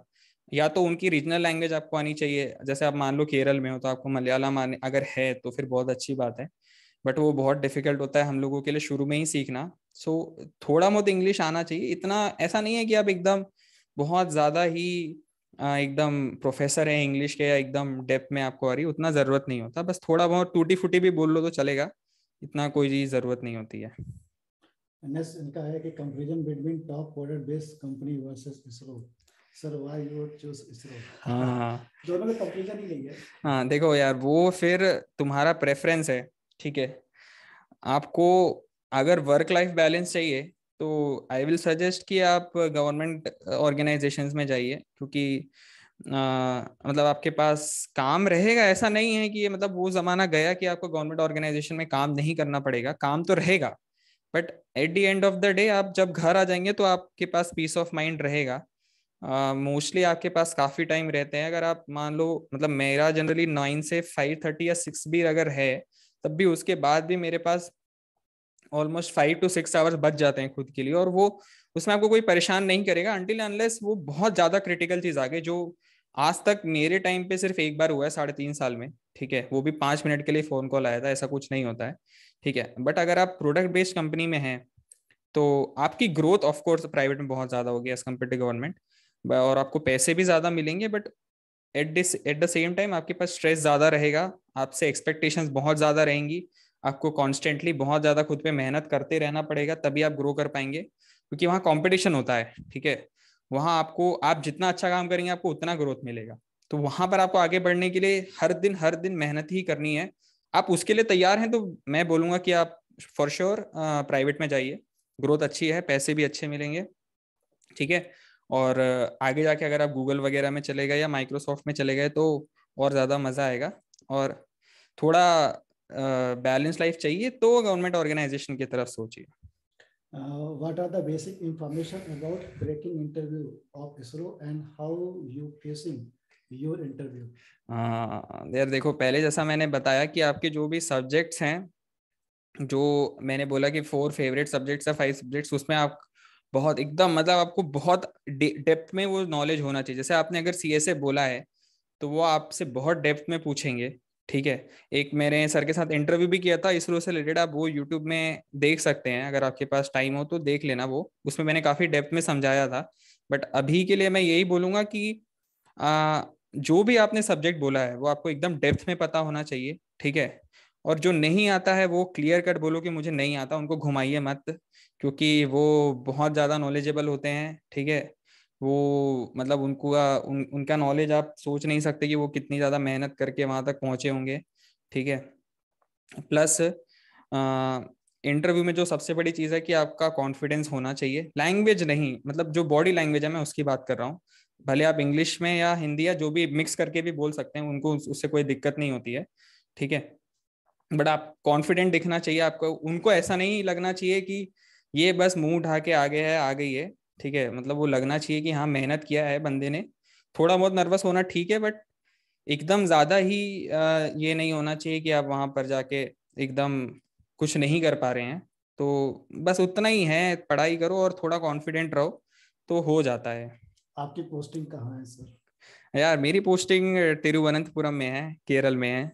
सो मैं वीएसएससी का पार्ट हूँ, तो मैं वहीं से ही जॉब कर रहा हूँ अभी। Which is better choice, IIT Bombay या आईआईसी बंगलौर? यार देखो ऐसा है ना कि IISc is definitely above than IIT IIT Bombay, ठीक है। बट आईआईएससी में जो पढ़ाई होती है वो थोड़ा रिसर्च बेस्ड ज्यादा होती है, ठीक है। और जो आईआईटीज में पढ़ाई होती है वो कोर बेस्ड ज्यादा होती है, ठीक है। सो आपकी चॉइस है वो आपको कहाँ जाना है, ठीक है। बट मोस्टली दोनों में प्लेसमेंट इक्विवेलेंट ही लगती है जितना मैंने अब तक ऑब्जर्व किया है, ठीक है। But IISc is more difficult than IIT Bombay for MTech for sure, क्योंकि वहां पर रिसर्च बेस्ड पढ़ाई होती है और उनका पैटर्न बहुत खतरनाक होता है। आप 2 साल में कुछ और करने का नहीं सोच सकते हैं, ठीक है। आईटीज में भी ऐसा नहीं है कि आपको पढ़ाई नहीं करनी पड़ेगी, बट कंपैरेटिवली देखा जाए तो ISC is more difficult but at the same time more rewarding also. How much rank need in get for ISRO exam? नहीं नहीं, देखो इसरो का एग्जाम अलग होता है, तो आप गेट के रैंक पे इसरो नहीं होता, इसरो का सेपरेट एग्जाम होता है, आपको वो निकालना होता है। गेट से उसका कोई रिलेशन नहीं है। आगे कितनी अपॉर्चुनिटी इसरो में आप देख रहे हैं सीएसआईटी वालों के लिए? अभी दिक्कत थोड़ी सी ये हो गई है कि कोविड के वजह से थोड़े रिक्रूटमेंट में बंद हो गए हैं, क्योंकि because of funding reasons and all थोड़े लॉन्चेस कम हो गए हैं। बट अगर आप आगे जाके देखेंगे तो जैसा मैंने बोला कि अब ISRO majorly research and development की तरफ बहुत ज़्यादा ध्यान दे रहा है, नई नई चीज़ों का। जैसे मैंने बोला कि अब गगनयान पे ह्यूमनॉइड पे बहुत काम हो रहा है, सो उसमें सीएस के लिए बहुत ज़्यादा ज़रूरत है, ठीक है। अगर कोई फॉलो करता होगा तो HSFC करके एक पूरा सेंटर बनाया गया है जो मेजरली ह्यूमंस स्पेस से रिलेटेड चीज़ों पे काम करेगा। तो आप ये समझो कि अगर स्पेस में कोई चीज़ जाएगी या ह्यूमंस जाएंगे तो बहुत ज़्यादा एआई का यूज़ होने वाला है। सो सीएसआईटी के लिए काफ़ी अपॉर्चुनिटीज आएंगी, नो डाउट, क्योंकि बिना सॉफ्टवेयर के कोई कोई भी रॉकेट या कोई भी सैटेलाइट काम नहीं कर सकता है, या कोई भी लॉन्च व्हीकल या स्पेसक्राफ्ट। तो अपॉर्चुनिटीज तो बहुत रहेंगी, बट हाँ ये रहेगा कि because of Covid reasons and all advertisement शायद थोड़े कम आए हैं अभी के लिए। बट अगर आप पिछला एडवर्टाइजमेंट ही देखेंगे तो उसमें मोर देन 100 स्टूडेंट्स को 100 लोगों को उन्होंने सेलेक्ट किया था। इनफैक्ट मैकेनिकल के लिए तो 135 सीट्स थी और सीएस के लिए करीब करीब 56 सीट्स थी, जो बहुत ज्यादा थी। हमारे टाइम पे तो 20 आई थी, तब भी हम सोच रहे थे कि ये तो जैकपॉट आ गया करके। तो उस टाइम पे तो 56 सीट्स कुछ आई थी।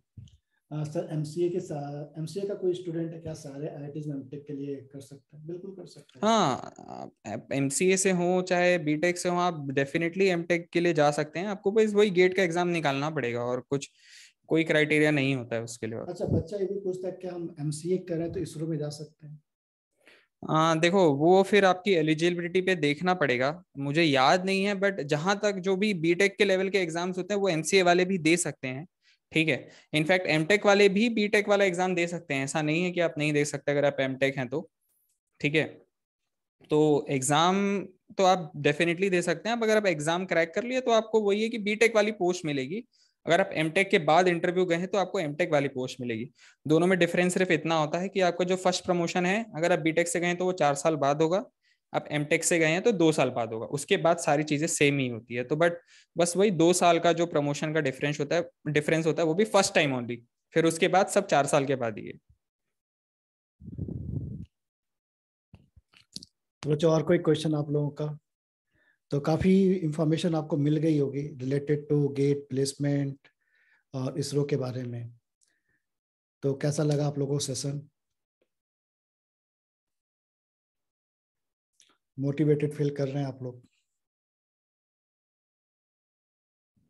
बहुत अच्छा लगा सर। देखिए ये लोग भिलाई से ही हैं और भिलाई में रहकर ही पढ़ाई की है और आज अच्छी जगह पर है। अब 22 साल में एज ए फ्रेशर, तुमको तो एज ए फ्रेशर ही गए हाँ थे। यस यस, मैंने 2018 में ही बीटेक कंप्लीट करी थी, तो वो बहुत ज्यादा अच्छा फील हुआ था कि उसी फर्स्ट अटेम्प्ट में निकल गया था। तो आप सोचो ना कि जस्ट फाइनल ईयर निकला और फाइनल के बाद इसरो पहुंच गई है। और सबसे अच्छा 22 साल में पहुंचना मतलब बहुत बढ़िया। और सिर्फ ये अकेले नहीं, इनके आपके हाँ दोस्त हाँ, लोग भी थे। तीन तीन हम लोग टोटल 3 लोग थे। हम लोग तीनों एक ही कॉलेज से, एक ही बैचमेट है, हम तीनों यहीं पढ़ाई करते थे। ठीक है, तो इसलिए आप लोग ये फील मत करिए कि हम नहीं कर सकते हैं। ये कभी कभी इनको लगता है ना कि जो टॉपर्स होते हैं वो अलग ही टाइप के होते होंगे, नहीं नहीं उनके नहीं पास 4 हाथ पैर होते होंगे या सिर्फ 2 3 4 होते होंगे, ऐसा कुछ है क्या? नहीं नहीं, देखो देखो, ये हो सकता है कि कई लोग थोड़ा जल्दी ग्रास्प कर रहे हैं as compare to other individuals, but आपको अगर उनको पीछे करना है तो आप ज्यादा मेहनत कर सकते हैं। जैसे कि आपको पता होगा कि अ, अगर आपको सेम एफिशिएंसी चाहिए तो या तो आप ज्यादा काम कर लीजिए, ठीक है, कम टाइम में, सॉरी ज्यादा टाइम देके आप ज्यादा काम कर सकते हैं, ठीक है। और कोई बहुत ज्यादा एफिशिएंट है तो वो कम टाइम में ही ज्यादा काम कर लेगा। तो अगर आपको पता है कि आप थोड़ा सा आपको ग्रास्प करने में टाइम लगता है तो आप थोड़ा ज्यादा मेहनत कर लीजिए। आप जो ज्यादा एफिशिएंट है उससे भी आप आगे निकल ही जाएंगे, क्योंकि eight the end of the day आपको अगर आपका इनपुट ज्यादा है तो ऑफ कोर्स आउटपुट भी उसके इक्विवेलेंट आ ही जाएगा कभी ना कभी। कुछ मूल मंत्र दे दो उनको। सर मूल मंत्र कैसे, मतलब यार देखो, मतलब मैं तो वही बोलूंगा कि सबसे पहले खुद की पर्सनालिटी समझना चाहिए कि मैं कैसा हूँ या कैसी हूँ, ठीक है। हर कोई जो भी आपको चीजें समझाएगा वो एक जनरल वे में ही समझाएगा, कि कोई बोलेगा आपको 10 घंटा पढ़ाई करो, कोई बोलेगा 8 घंटा, ठीक है। हर एक को वैसी जरूरत नहीं होती है, बट अगर आपको जरूरत है, अगर आपको चीजें लेट से समझ आती है, देखो इसमें कोई बुराई नहीं है कि आपको चीजें लेट में समझ आ रही है जो भी है, बट आपको पता है कि लेट में समझ आ रही है तो आपको मेहनत थोड़ी ज्यादा करनी पड़ेगी, जिसको चीजें थोड़ी जल्दी समझ आ जाती है उससे, ठीक है। अच्छा, आपके टाइम में जब भिलाई में थे हम्म। आप 2018 में ही, आपके साथ में कैसा रिजल्ट था गेट का, क्या माहौल था? हाँ यार वो तो खैर देखो हम क्योंकि बच्चों के भी डाउट रहता है ना कि चलो हम्म एक दो बंदे निकाल लिए, बाकी हम्म लोग क्या किए? नहीं नहीं, हमारे बैच में तो काफी लोगों ने ही निकाला था, अगर आप देखोगे तो। जैसे हम, मतलब मेरे कॉलेज से ही जितने लोग, हम लोग शायद 6-7 लोग थे, 3 लोगों ने तो इसरो ही निकाला था। फिर एक IIIT हैदराबाद गई थी, एक बंदे का तो प्लेसमेंट बहुत, मतलब जितने भी थे उसमें 2 लोगों का प्लेसमेंट बहुत ज्यादा अच्छा हो गया था, ठीक है। प्लस जो बाकी कॉलेज से भी थे, जैसे यहाँ पर BIT दुर्ग है, वो काफी अच्छा कॉलेज है, बट वही है कि लोकल कॉलेज है तो उनके पास उस टाइम पे अपॉर्चुनिटी कम होती है। उसमें भी काफी लोगों ने निकाला था। वो आज बहुत अच्छी अच्छी जगह है, कोई IOCL में है, कोई प्रोजेक्टा भी आपके साथ में हाँ थी? प्राजक्ता मेरे बैच की ही थी। कई लोग IIT हैदराबाद से गए, वो आज माइक्रोसॉफ्ट में हैं। तो और कई लोग सैप में अच्छा, जब हैं। पढ़ते रहते तो क्या मालूम रहता है कि ये सब सक्सेस होने वाले हैं? नहीं नहीं नहीं सर, वो क्या हमें पहले से प्रेडिक्ट थोड़ी कर सकते हैं? दिमाग में ये कभी लाना ही नहीं चाहिए कि मैं ये सक्सेस या वो सक्सेस। जब मेहनत कर रहे हो तो सिर्फ मेहनत पे फोकस करना चाहिए। फिर उसके बाद जब रिजल्ट आए तो फिर पार्टी भी दबा के करनी चाहिए, मैं तो ऐसे ही बोलूंगा सर। जब मेहनत अच्छे से करे हो तो फिर मजे भी पूरे करो। हाँ बट हाँ, वो मजा पार्टी का तब आएगा ना जब आपको लगेगा कि यार मैंने मेहनत भी करी है और मैंने अपना 100% दिया है। बाद में जो भी रिजल्ट आए वो तो कोई, मैंने जैसा बोला, exam day is very different day, ठीक है। उस दिन हो सकता है कि आपने 1-2 टॉपिक शायद मिस कर दे और उसी से ही 10 क्वेश्चन आ जाए, तो वो कोई कुछ नहीं कर सकता है, ठीक है। बट अपने तरफ से पूरा 110% दो, कोई भी कमी नहीं रहनी चाहिए। फिर एग्जाम होने के बाद अगर लग गया तो भी ठीक है, नहीं लगा तो फिर से मेहनत कर लो, लाइफ बहुत बड़ी है। ये सब जो नॉर्म्स होते हैं कि 22 साल 25 साल में नौकरी लगाना, ये सब बहुत ही, मतलब ओल्ड ओल्ड ट्रेडिशंस है, ठीक है। आपको सेटिस्फैक्शन मिलना चाहिए eight the end of the day. और जब आप जॉब पे जाएंगे तो आप इस लाइन का जो वैल्यू है ना वो समझेंगे। अभी नहीं समझ में आता है, अभी सिर्फ जॉब लगानी होती है, बट जो सेटिस्फैक्शन है वो सबसे बड़ा पार्ट है लाइफ का, क्योंकि आप किसी जॉब पे अपना ऑलमोस्ट 1/3 लाइफ स्पेंड कर रहे होते हैं, 8 से 10 घंटे दिन के, ठीक है। तो बेटर है कि वहां करो जहाँ आपको मजा आए। भले आगे जाके आपको समझ में आएगा कि पैसा, उसकी वैल्यू, जितना ज्यादा पैसा कमाओगे उतना पैसों का वैल्यू कम हो जाता है। इट्स ऑलवेज ऑपोजिट, ठीक है।